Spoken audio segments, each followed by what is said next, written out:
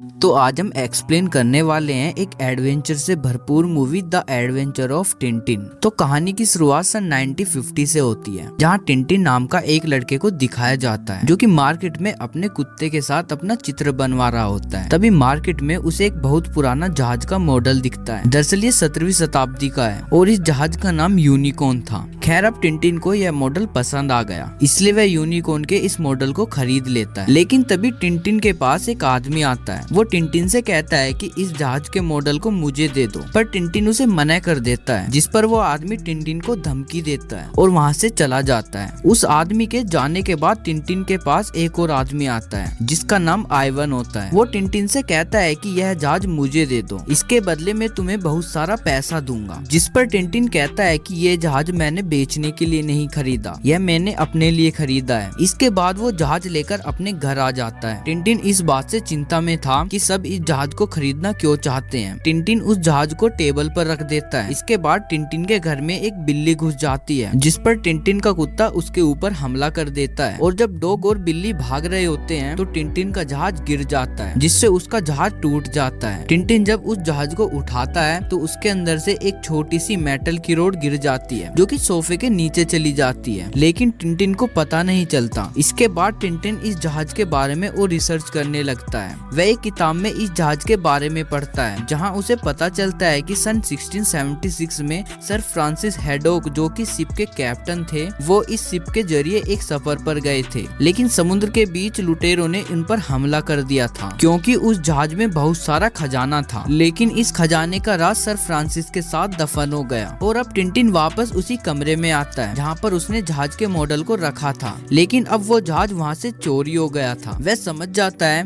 कि यह काम आइवन का है, जो उसे उसके बदले बहुत सारा पैसा देने वाला था, लेकिन उसने उसे जहाज नहीं दिया। इसके लिए वह अपने डॉग के साथ चुपके से उसके घर के अंदर घुस जाता है और जहाज को उठा ले जाता है। अब टिंटिन आइवन के पास आ जाता है और कहता है कि यह जहाज मेरा है, मैंने इसे खरीदा था। आइवन कहता है कि इस जहाज को ध्यान से देखो, क्या यह तुम्हारा है? और जब टिंटिन उस जहाज को ध्यान से देखता है तो वह जहाज टूटा हुआ नहीं था, वह बिल्कुल ठीक था, जबकि उसका जहाज ऊपर से गिरने से टूट चुका था, जिससे टिंटिन समझ जाता है कि ये उसके यूनिकॉर्न जहाज का दूसरा मॉडल है। टिंटिन आइवन से पूछता है कि सर फ्रांसिस हैडॉक ने एक जैसे दो यूनिकॉर्न के मॉडल क्यों बनाए, जिस पर आइवन उससे कहता है कि तुम यहाँ से चले जाओ। दरअसल वो टिंटिन को कुछ नहीं बताना चाहता था। इसके बाद टिंटिन अपने डॉग के साथ वापस अपने घर आ जाता है और जब वो घर के बाहर होता है तो वो देखता है कि उसके घर का दरवाजा खुला हुआ है। जब वो घर के अंदर जाता है तो उसका सारा सामान बिखरा हुआ होता है, जिससे वह समझ जाता है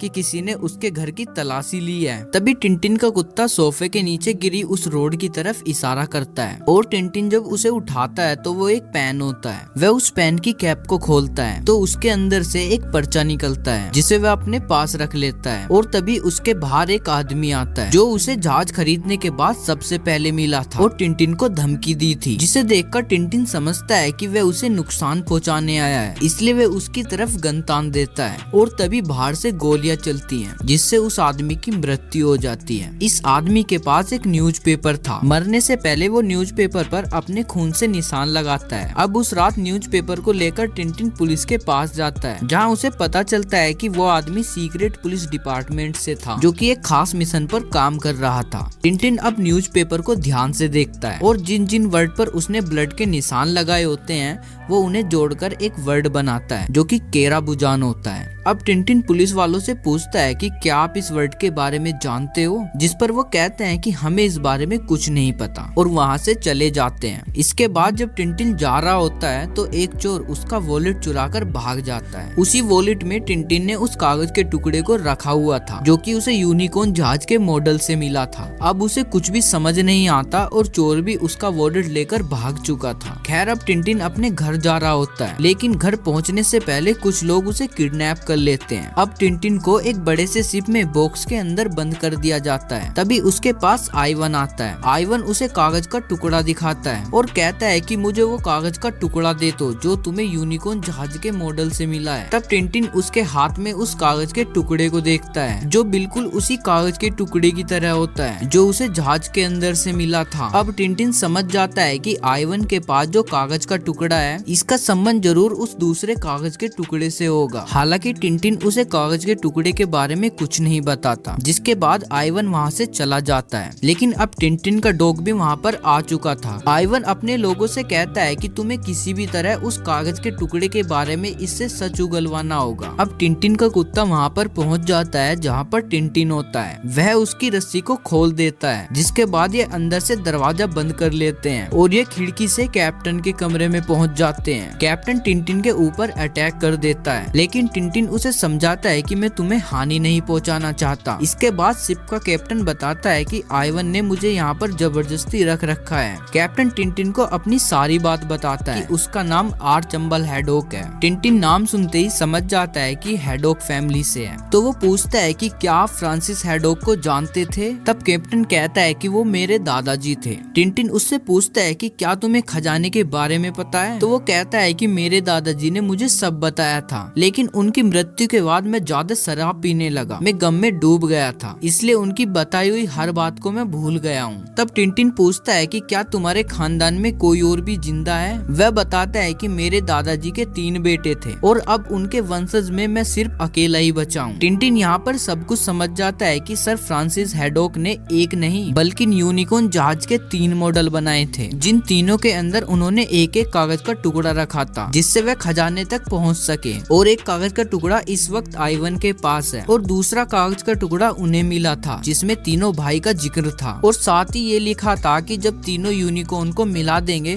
तो तब खजाना मिलेगा। अब टिंटिन को पूरा सच पता चल चुका था, इसलिए वो चुपके से आइवन के कमरे में जाता है जहाँ पर उसे पता चलता है कि इस वक्त आइवन बगार जा रहा है। इसलिए टिंटिन समझ जाता है कि जरूर यूनिकॉर्न का तीसरा मॉडल बगार में है। वो पुलिस को इसकी इंफॉर्मेशन देता है और कैप्टन के साथ लाइफ सेविंग बोट में बैठकर निकल जाता है। वहीं दोनों पुलिस ऑफिसर को दिखाया जाता है जिन्होंने उस पॉकेट चोर को पकड़ लिया है और टिंटिन का वॉलेट भी मिल चुका है। अब टिंटिन इस समुद्र में कैप्टन के साथ है। तभी रात को कैप्टन शराब के नशे में बोट पर आग लगा देता है, जिससे उनकी बोट पलट जाती है। तभी उनकी तरफ एक प्लेन आता है। ये आइवन के लोग होते हैं जो उनके ऊपर गोलियां चलाते हैं। यहाँ टिंटिन के पास भी गन होती है। वह अपनी गन से उन्हें शूट करता है, जिससे उनका प्लेन वहीं पर पानी में गिर जाता है। टिंटिन बड़ी चालाकी से उन तक पहुंचकर उनके प्लेन को अपने कब्जे में कर लेता है और कैप्टन के साथ प्लेन से बगार की तरफ निकल पड़ता है। कुछ दूर चलने पर इनका प्लेन एक तूफान में फंसकर रेगिस्तान में क्रैश हो जाता है, जिस कारण ये कई घंटे तक इस रेगिस्तान में भटकते रहते हैं। तभी कैप्टन बेहोश हो जाता है और अपने दादाजी की कुछ कुछ बात याद आने लगती हैं, जिसमें वो टिंटिन को बताता है कि जब मेरे दादाजी सर फ्रांसिस अपने सफर पर निकले थे तो उनके ऊपर पायरेट्स ने हमला कर दिया था। उनकी जनसंख्या बहुत ज्यादा थी। हालांकि दादाजी और उनके साथियों ने उनका सामना किया, पर वो उनके सामने टिक नहीं पाए। इतना कहते ही कैप्टन बेहोश हो जाता है। दरअसल वो बहुत ज्यादा भूखा और प्यासा है। रात को जब ये दोनों रेगिस्तान में होते हैं तभी वहाँ पर कुछ लोग आते हैं और इन्हें बचाकर यहाँ से अपने कबीले में ले जाते हैं। अगली सुबह जब कैप्टन को होश आता है तो टिंटिन कैप्टन से पूछता है कि रात को जो तुम मुझे बता रहे थे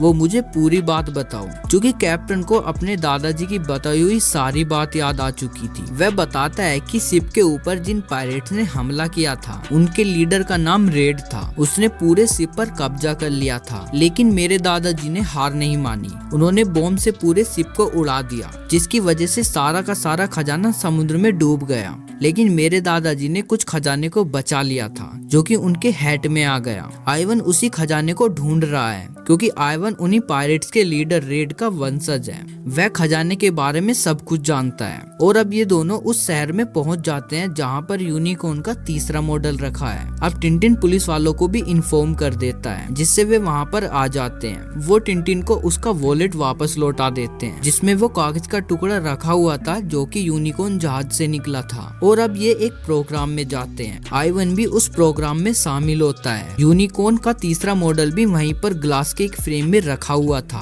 अब जब यहाँ पर प्रोग्राम शुरू होता है तो एक लेडी यहाँ पर गाना शुरू करती है, जिसकी आवाज से कांच का गिलास टूटने लगते हैं और वो ग्लास का फ्रेम भी टूट जाता है जिसके अंदर यूनिकॉर्न का मॉडल रखा था। ये सब कुछ आइवन देख रहा होता है। तभी वह उस शिप को लेने के लिए अपने ईगल को भेजता है और सबका ध्यान भटका देता है कि टिंटिन यहाँ पर यूनिकॉर्न के मॉडल को चुराने के लिए आया है। सबका ध्यान टिंटिन की की तरफ होता है और तभी उसका ईगल शिप के अंदर से उस पेन को निकाल लेता है जिसके अंदर कागज का तीसरा टुकड़ा है। और इधर आइवन के लोगों ने कैप्टन से उस कागज के टुकड़े को भी छीन लिया था जो टिंटिन को मिला था। अब आइवन के पास कागज के तीनों टुकड़े हैं। वो इन तीनों टुकड़ों को लेकर गाड़ी से यहाँ से जाने लगता है, लेकिन टिंटिन कैप्टन के साथ उसका पीछा करता है और किसी तरह से कागज के टुकड़ों को छीन लेता है। लेकिन आइवन कैप्टन और उसके कुत्ते को पकड़ लेता है और कहता है कि अगर तुमने कागज के टुकड़ों को नहीं दिया तो मैं इन दोनों को मार दूंगा। तब टिंटिन उसे वे कागज के टुकड़े दे देता है, लेकिन आइवन कैप्टन और टिंटिन के कुत्ते को बांधकर पानी में फेंक देता है। तभी टिंटिन उन दोनों को बचाने के लिए पानी में कूद जाता है। वो उन दोनों को तो बचा लेता है, लेकिन अब आइवन के पास तीनों कागज के टुकड़े होते हैं जिन्हें लेकर वो यहाँ से निकल चुका है। तभी टिंटिन को एक आइडिया आता है। वो इंटरनेशनल पुलिस को आइवन के बारे में सब कुछ बता देता है, जिसके बाद पुलिस की मदद से टिंटिन और कैप्टन आइवन के शिप तक पहुंच जाते हैं। और जब वो अपनी गाड़ी से यहाँ से निकल रहा होता है तो कैप्टन क्रेन से उसकी गाड़ी को ऊपर खींच लेता है,